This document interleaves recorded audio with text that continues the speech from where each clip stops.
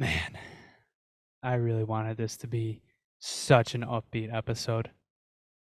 I wanted to come in here guns blazing with this childlike wonder, and I just can't get there right now, unfortunately. That Detroit game happened, and while it's not so much a heartbreak, much more of a gut punch, it has definitely killed my enthusiasm quite a bit, and it's sort of made me reevaluate the rest of the season, which we're going to get into. Welcome back to another episode of the Sabre Roundtable. My name is Jonah, and today I'm going solo. No JP, no Christian, currently unavailable. My thoughts, and my thoughts only today. So, the last time that we spoke was after the previous Detroit game, where the Sabres blew them out 7-3. And you kind of took a look around and you're like, wait a minute, hold on a second. They still might be in this. And then they played the Islanders this previous Thursday and the Met and a matchup against Detroit on Saturday. And it started out the exact way you wanted it to. What Christian said at the end of last episode was just take what you did in the last game and do it again in the next game. And that's exactly what the Sabres did, because they basically ran the Islanders out of the building. If the New York Islanders did not have Ilya Sorokin, they were getting blown out. That was going to look, honestly, probably worse than the Red Wings game did for the Red Wings. They pick up a 4-0 win at home. Ukko-Pekka Luukkonen, his fifth shutout of the year. His fourth since January 1st. This guy, honestly, honest to God, I had this thought because, first of all, the guy's going to get Vezina votes now, 100%. Is he going to get a Hart vote tossed his way? I know it might sound crazy, and I think the narrative will be he didn't pick it up till the new year, which is, it's sort of true. This is something even Friedman and Merrick were talking about on the one episode of 32 Thoughts, how it's if only the Sabres started him the whole season. And I don't know, Luukkonen kind of took over the crease by like mid-November, but whatever. The national media is the national media. They obviously have their own narratives. But the guy's playing unbelievable. He's giving you Vezina goaltending. Vezina. Over a large sample. It's been over 2 months. He gave you just, a normal UPL performance that night. Another shutout. I still can't believe that we're to this point with him. I've never been so happy to be wrong. Goalies are voodoo. It's the most volatile position in sports. You never know what you're going to get. And the Sabres have their number one goalie. They might have two, who knows? But they have one. They win that game against the Islanders, and for the first time all season, national pundits are finally starting to look at the Sabres and be like, wait a minute. These guys are 3 points out of a spot. They play Detroit. They can be 1 point out in 48 hours. And suddenly the Saturday game becomes that much more important, because you never thought you'd get to this point. You said beat Detroit, beat the Islanders, beat Detroit again, then you might have a chance. And you've done the first two, and you just need to do the last one. And they go into that Saturday game and put up probably one of their most lifeless performances of the season. It was not good. Sabres lose 4-1 to the Detroit Red Wings without Dylan Larkin, with James Reimer in net. That's a bad loss. I haven't gotten mad at many games this season. That one made me mad. I think anybody that looked at our Twitter timeline, you kind of got the feeling. And look, that game, so much I could break down, so much I could go into. Luukkonen, not his best game, but when he's been carrying your team the last 2 months, he gets benefit of the doubt. That's not his fault. I didn't like the first goal. Definitely didn't like the third goal, although the third goal he probably just never saw. It is what it is. The team didn't play in front of him. They just didn't play. And that's the most frustrating part. If that was a game where James Reimer somehow stole the game, I mean, that'd be probably worse because, it'd probably be all the more frustrating. Like, why can't they score a goal against James Reimer? But they didn't deserve to win. I have a question. How many of you, when Christian Fischer scored that goal, when it was 1-1, how many of you thought they were going to lose? I thought they were going to lose after they scored that goal. You could feel it. They had that game. They were playing a Red Wings team with zero confidence. And they just didn't do anything with it. Nothing. That first period, it was a fine period. But Tage Thompson, 20th of the season, first of all, congrats, Tage Thompson. It's his third consecutive 20-goal season. Imagine telling yourself that in 2018. It was a lucky goal on Reimer. I'm not saying they were lucky to be up 1-0. Peterka hit the post earlier in the period, but it wasn't a dominating period. But you could feel the Red Wings. They're terrified to lose. That penalty that Michael Rasmussen took on Tage Thompson, it was kind of like what are you doing? You could feel that team was giving you every chance to win, and you just didn't do anything with it. It was a bad loss. They adjusted for how the Sabres came at them the previous Tuesday, and the Sabres just had no answer for it. And it leaves you all the more frustrated because the Sabres could have been 2 points out of a playoff spot. Right? Am I doing that math right? I think I'm doing it right. Because the scoreboard for the NHL went all but perfect for you the last 48 hours. The Islanders blew a game to the Senators late. The Devils lost back-to-back games in regulation against the Coyotes and against the Vegas Golden Knights today. The Penguins lost to the Rangers in regulation. The opportunity was there to make some serious ground. You threw it away. And that's the worst part. It just wasn't. It was the biggest game of the season, and they did not show up. They couldn't adjust to the Red Wings' adjustments. And, James Reimer just was not tested during that game until late in the third period, I guess.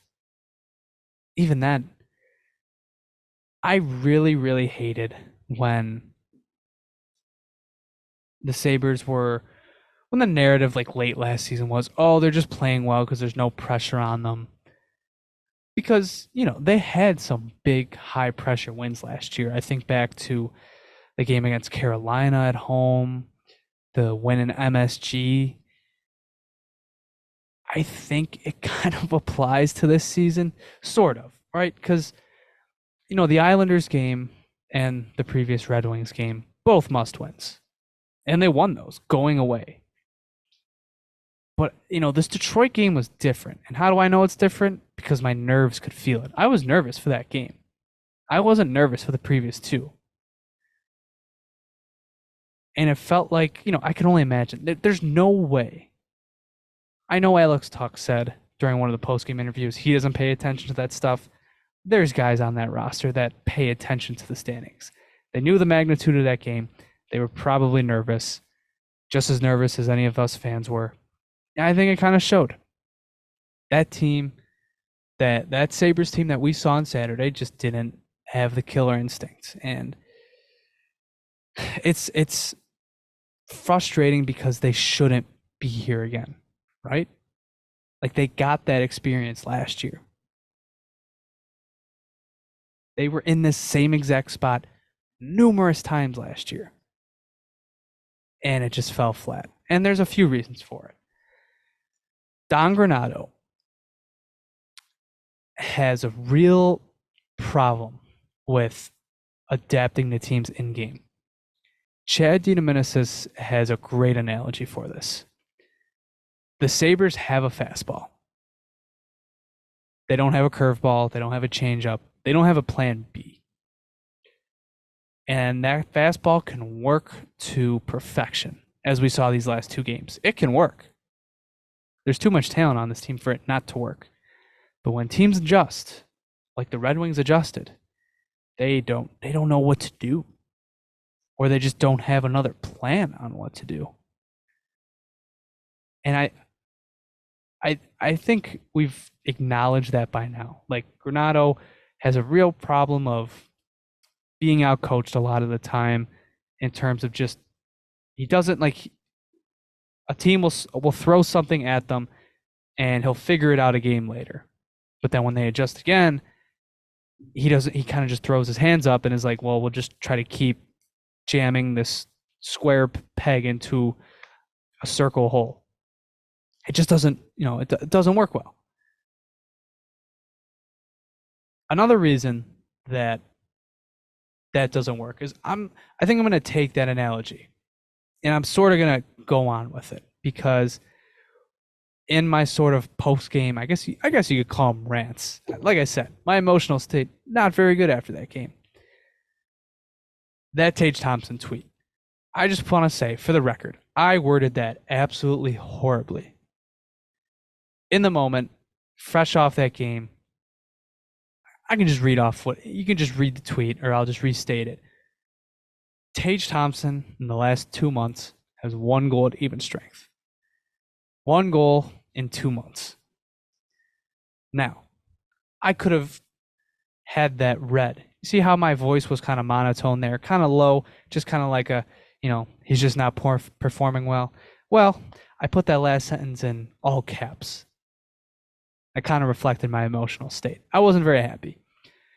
But it wasn't an indictment of Tage, and I tried to explain myself this. I tried to explain this in a later thread. My problem isn't with Tage's performance in the sense, I don't think he's washed up. I don't think he's a one-season wonder or a flash in the pan. I just think he's not what the Sabres need right now. And that's not his fault. The guy broke his wrist, had his leg cut open. Those two happened within 45 minutes. They brought him back from the wrist injury early. He was wearing a brace for 7 games. And supposedly now he's fighting through a leg thing. Is it because of the cut? I would say probably not, but either way, he's fighting through something. There. I mean, he's probably fighting through like 2 or 3 things. I am very curious to find out what's going on with him in the locker cleanout interviews. He is not a flash in the pan. Think about it. This guy, maybe some of you are sick of hearing that he's injured, yada, yada, yada. But for me, it's the truth. And taking that and combining it with the fact he just scored 20 goals. 3 consecutive 20-goal seasons. As I said, imagine telling yourself that 5 years ago. That's how good this guy is. My problem is that he's not what the Sabres need to be. That analogy, that the Sabres just have a fastball. Right now, it's like a 95, 96 mile an hour fastball. Can it beat another team's batter? Yeah. Is it going to beat them night in and night out? No. Tage Thompson last year was their 102 mile an hour fastball, or just that whole top line. They don't have a guy to look to on offense right now. And I think that's where the frustration from that tweet stemmed. He's still being played as the first line center. And I'm not saying he shouldn't be. It's, especially with Casey gone now, you've kind of lost that flexibility. But he's not what you need him to be. And that's the frustrating part, because it's not his fault. He's trying to play through it, and he's still, he's chipping in a goal here or there, but he's just not what he was last year. And some people believe he's never going to be that again. He's going to be fine. The guy just needs a healthy offseason. He needs 3 months of just doing nothing. I just think that this offense, it can work as a group. You saw it the last 2 games. But if something's thrown in their way, some sort of obstacle, a neutral zone trap, a stacking of the blue line, they have to go into their forecheck game, and it's just not good. It's just not good. Night in and night out, they are one of the worst forechecking teams in the NHL. They just could not get anything going in that game. And it's frustrating as hell. So, where do the Sabres stand now? Why don't we get a bit into that? Like I said, the scoreboard fell their way these last few games. Right now, they find themselves 5 points out of a playoff spot. So the Pittsburgh Penguins looks like they're going to win the day against the Detroit Red Wings in regulation. The Penguins will be tied with the Sabres in points, and then both the Sabres and Penguins 4 points behind the Islanders and Capitals, and then 5 points behind the Red Wings, who are in that second wild card spot. If the Sabres had won that game, they'd be at 71 points. The Capitals and Islanders would be tied for that second spot. They would be 2 points out. That loss hurts, and it's just such a missed opportunity. Now, are they out of it? Absolutely not. This is very reminiscent of that Islanders game last year because it was a game you needed to win if you wanted to get in, but you're still not out. Your margin for error just kind of sunk. Not kind of sunk, it's sunk. There's no doubt about it. They basically have to win out this West Coast trip. Maybe you can get away with 3-1. Probably not, though. The thing about this race is that I don't think there's a team that's good. Like, I look at the Sabres, the Penguins, the Islanders, the Capitals, and the Red Wings. Is any of those teams, do they have a chance of getting past the first round? I don't think so. Maybe the Sabres if they were fully healthy. But that brings me into my other point. I don't know if I talked about this on the last episode, but I know I talked about it with JP and Christian. I would be more enthused about a possible push. They're just not healthy. And it goes back to that Tage point. But beyond that, because talking about that 102 mile an hour fastball, Jeff Skinner was a part of that fastball, and he's clearly not healthy. And Alex Tuch, I still think he's fighting through something, I think, or at least has been. And you're obviously without Jack Quinn. That's a lot for this offense. That moves the needle. Imagine if you had another JJ Peterka, because Jack Quinn looked like he was going to have that JJ Peterka breakout in the short time he played this season. If you had that just the trickle down effect in the lineup, it would be so evident. I don't think they can do it without him and with the injuries that are plaguing this roster. I hope they do. I'm going to watch till the end because of course I am. But they just don't have someone who I think can take over night in and night out. Tage is hurt. Tuch, I think, is still hurt. Jeff Skinner is hurt. Dylan Cousins, it's a down year. Even JJ Peterka, he's in a funk right now. He's not playing good hockey. Now, if we want to get more into the Red Wings game and talking about Don Granato, I don't know why Jeff Skinner got the promotion back up to the first line. Why is JJ Peterka not playing on the top line at all? At all. Think about it. How much time has JJ Peterka spent with Tage Thompson? Because when you're looking at the future of this team, Peterka, Quinn, those are going to be your top line wingers. I don't like, especially in the case of Peterka, he's been your leading scorer for most of the season. Why is he not getting more looks with your most dangerous threat? I don't know. It's just something that frustrates me. If you're looking for something, you got to throw Peterka out there. Like 12 minutes. I know he's not playing good right now, but he needs more than that. He needs to be fed more minutes. Give him a shot with Tage and Tuch. But I just feel stuck when I look at the Sabres because they're just not at maximum output. They're missing one of their best offensive players. I mean, we saw how much better the lineup was just with Quinn in there. Just with Quinn. You got the best version of Dylan Cousins.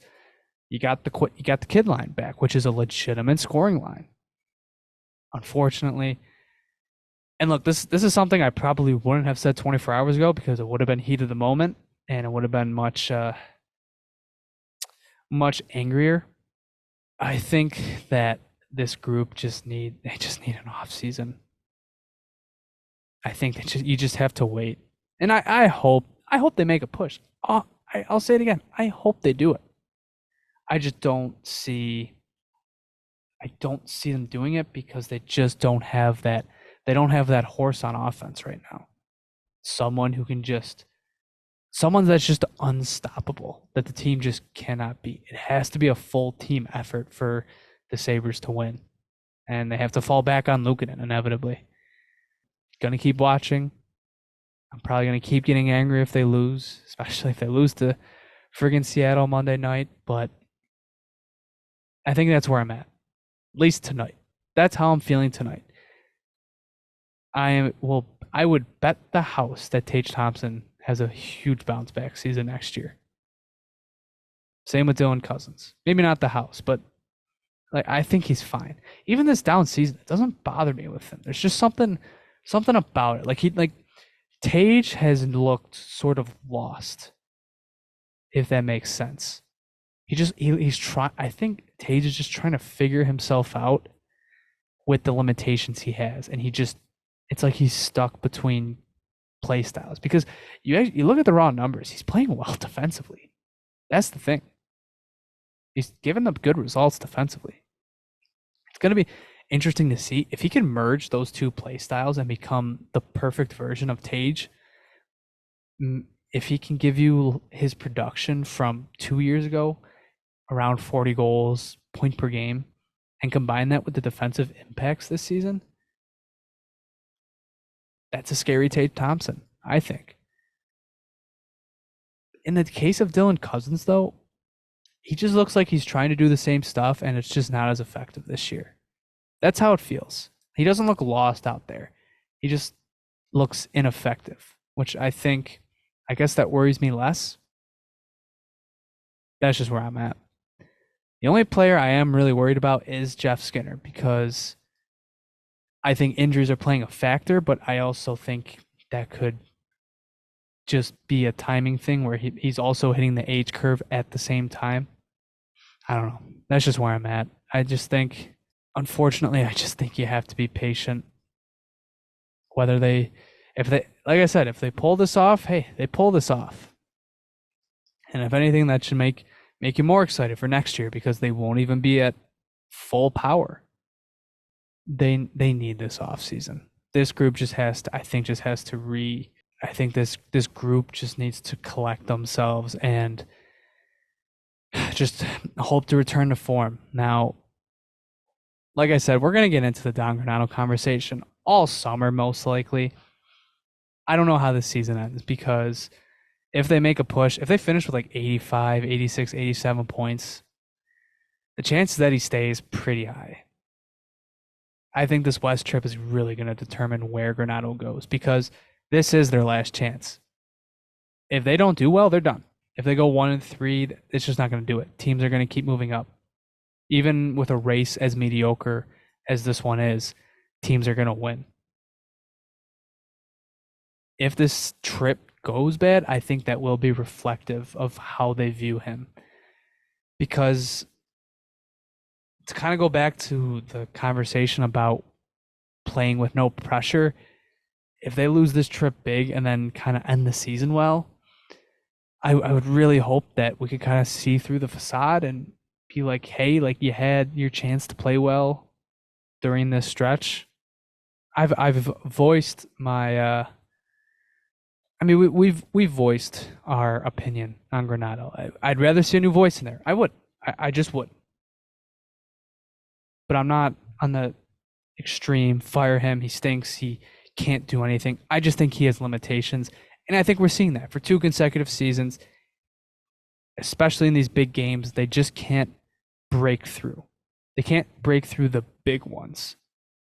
Can they stay alive? Can they be desperate? Yeah, they proved that at the end of last year. They were resilient. But when they had the opportunity earlier and they needed to break through a game where they couldn't play their A game, they had no B game to fall back on. And I think that's just how Granado is going to be. But hey, I hope he proves me wrong. Before I close off here, let's get into the other big topic.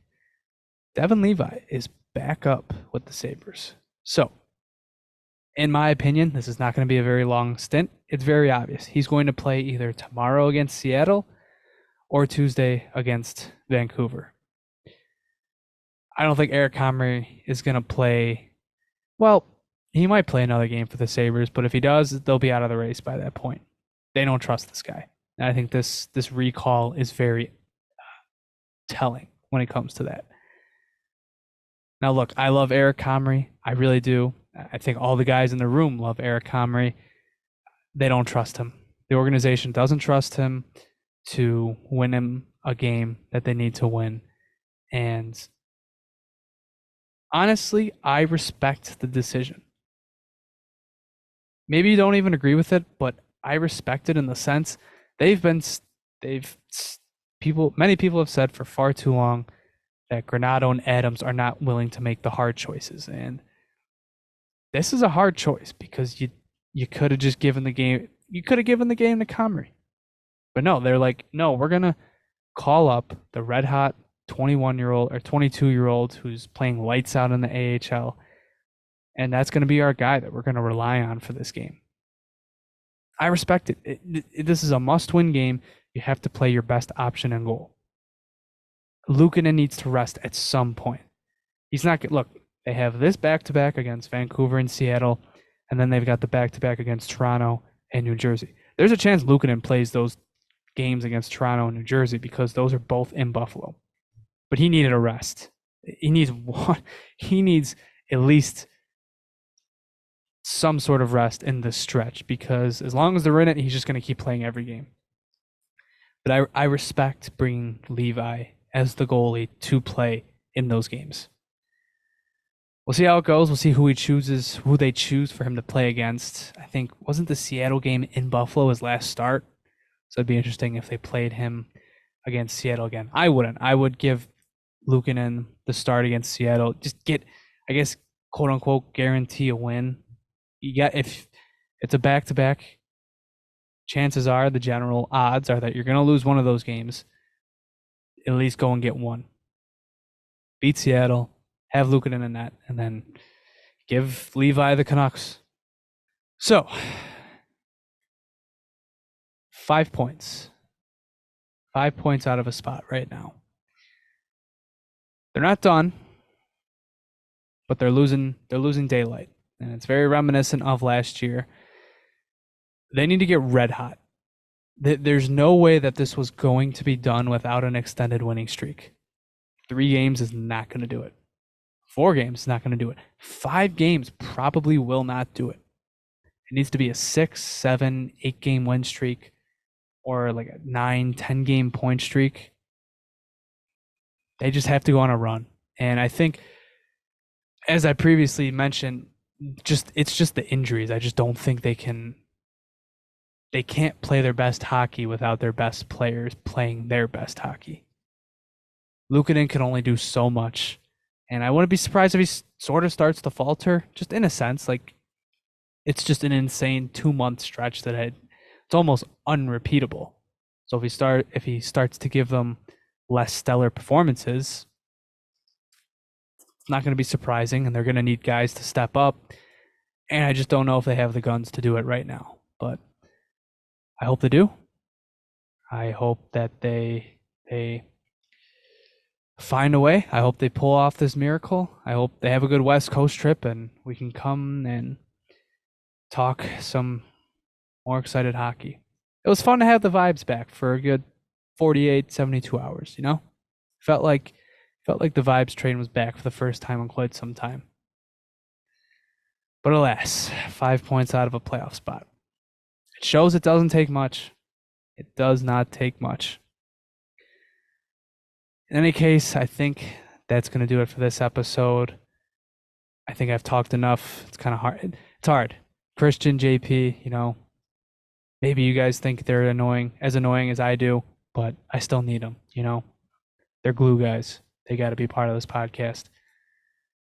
In any case, next time we will talk to you will be after this West Coast trip. So just to quickly recap what their schedule looks like this week. They have Seattle tomorrow night, on Monday at 10 o'clock. Tuesday, they play Vancouver at 10 o'clock. Thursday, they play Edmonton at 9 o'clock. And Sunday, they play Calgary at 9 o'clock. So I would assume we talk to you after the Calgary game because they don't play again till Wednesday against Ottawa after that. Hey, if anything's going to save the season, why not Sabres After Dark? Until next time, though, if you want to follow us on Twitter, follow us at the Sabre Report. Follow us on Instagram at the Sabre Report. Subscribe to us on YouTube. Follow us on TikTok. If you want updates of the pod, follow us at Sabre Report Pod. As always, go give our friends over at the Buffalo Sports Talk Podcast a listen and follow. But I think other than that, I will talk to you guys next time, hopefully in a more positive and jazzed context. The season's on the line the next week. See you next time. Go Sabres.